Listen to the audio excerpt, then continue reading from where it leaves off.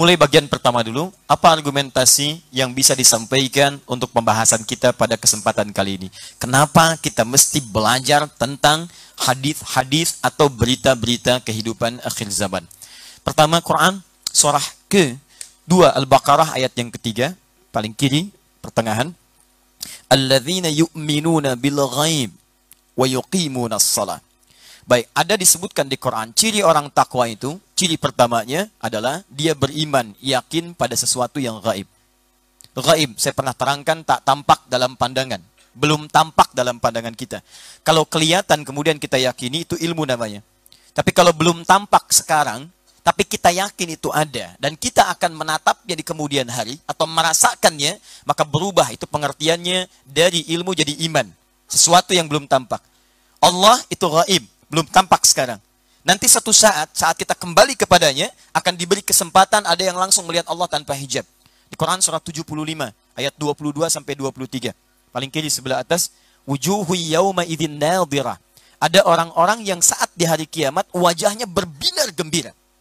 Bukan karena masuk surganya, tapi ila rabbiha nadhirah. Tapi dia bisa melihat Rabbnya langsung tanpa sekat. Jadi dia bisa melihat langsung.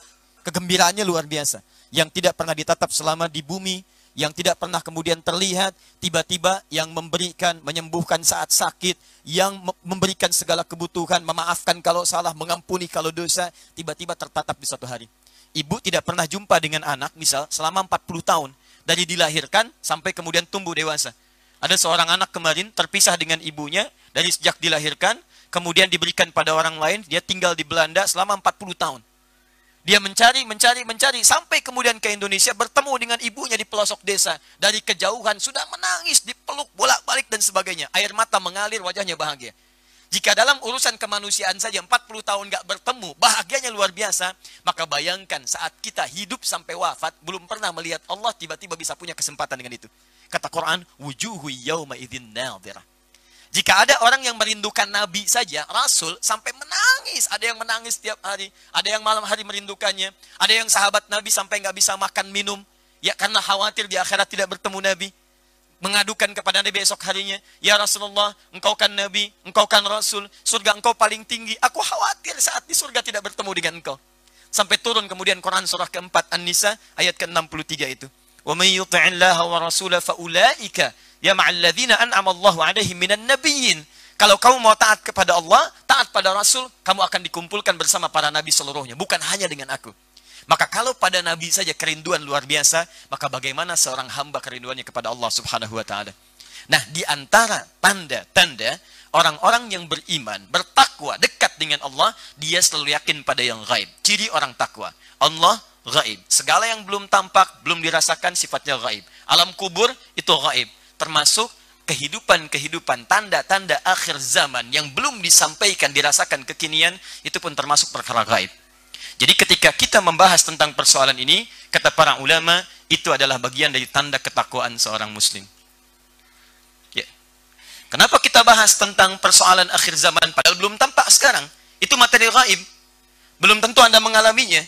Tapi ketika kita uraikan, bukan cuma sekedar dibahas, tapi itu tanda keimanan seorang hamba. Kita yakin nggak? Itu tanda ketakwaan seorang hamba. Jadi salah satunya ketika kita ingin disebut hamba yang meningkat imannya, lebih takwanya, maka dia yakin pada setiap yang disampaikan oleh Al-Quran dan Nabi SAW.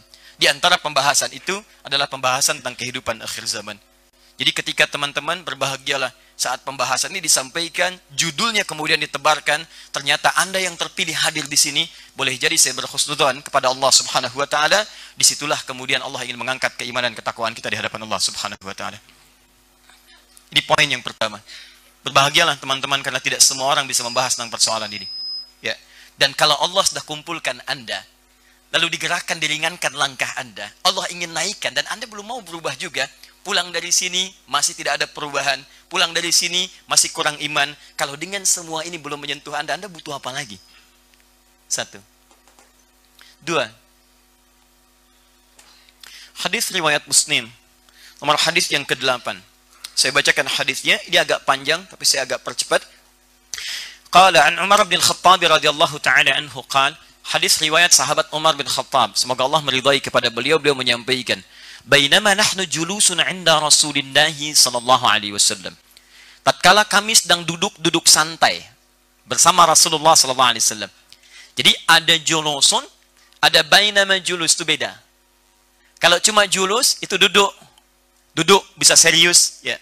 Tapi kalau ada menggunakan kata bainama julus ya, itu artinya agak santai duduknya. Ngobrol ringan dan seterusnya. Anda bayangkan ya, perhatikan cara berpikir dan cara beraktivitas sahabat Nabi. Lihat visinya. Pada yang santai saja, yang dicarinya orang terbaik. Bincang santai saja, yang dicari orang baik. Karena tahu kalau orang baik itu, kalaupun dalam candanya, pasti ada manfaatnya. Kalaupun dalam ngobrol ringannya, ada faidahnya.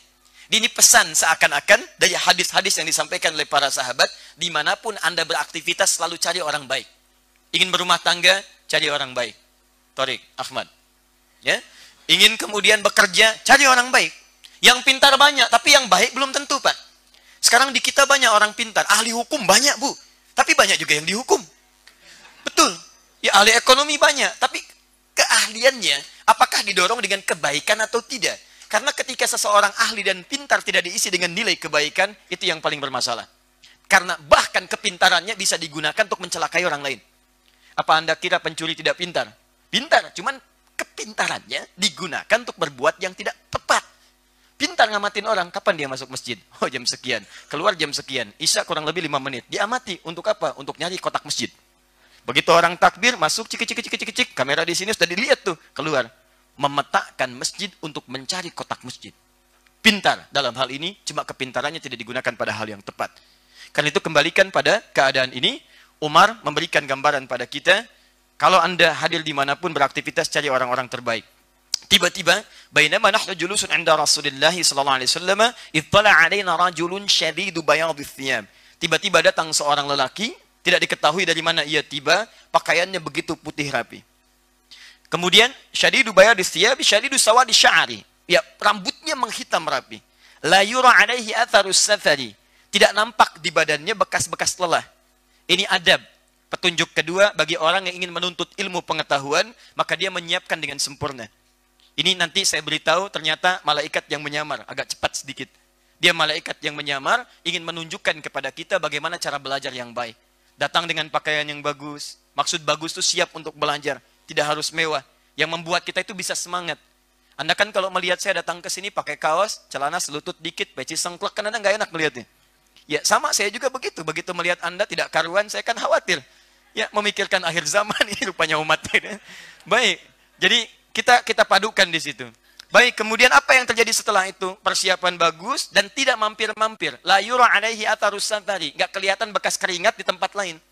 Jadi kalau Anda ingin mendapatkan fokus terbaik dari pengetahuan, teman-teman mahasiswa yang belajar dan sebagainya, usahakan kalau sudah niat belajar fokus.